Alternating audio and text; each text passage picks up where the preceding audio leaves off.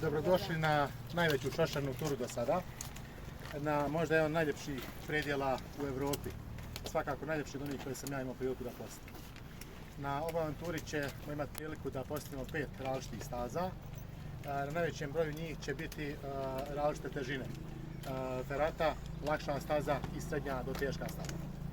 Danas nam je prvi dan, svi smo umorni od puta, bilo je nekih nepredviđenih situacija, izgubili smo dosta vremena.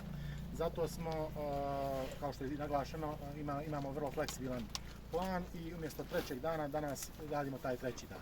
Idemo iz smještaja, bit će danas 2 grupe, lakša i teža grupa. Na pola puta, odnosno na trećinu puta, će lakša grupa moći da se odvoji sa 2 vodiča i vrati pravcu smještaja, ostali će produžiti do jednog prelijepog jezera u podnožju Čivete. Čiveta je ovaj masiv koji je jedan, kažu, najsimpatičnijih i jedan od najboljih.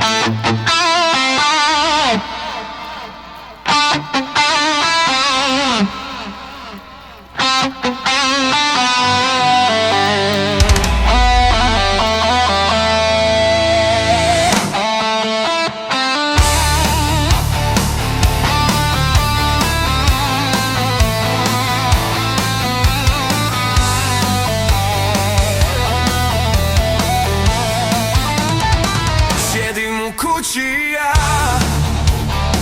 i nešto razmišljam, kako bi rado da dođeš ti, ošošana. Sjedim u kući sam i nešto razmišljam, kako bi rado da dođeš ti, ošošana. Ošošana, ošošana, dođi mi, dođi, ošošana, jer te čekam sada ja.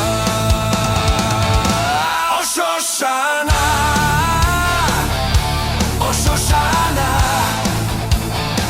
dođi mi, dođi, ošošana, jer te čekam sada ja.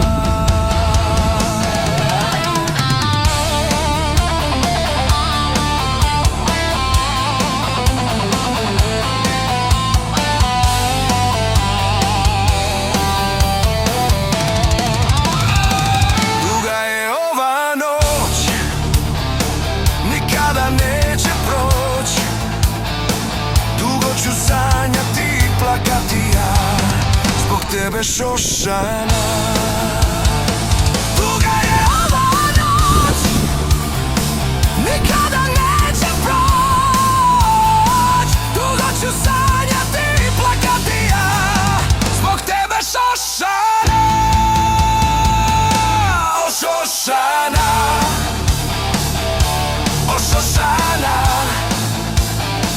dođi mi, dođi, ošošana, jer te čekam sada ja. Ošošana, ošošana, dođi mi, dođi, ošošana, jer te čekam sada ja.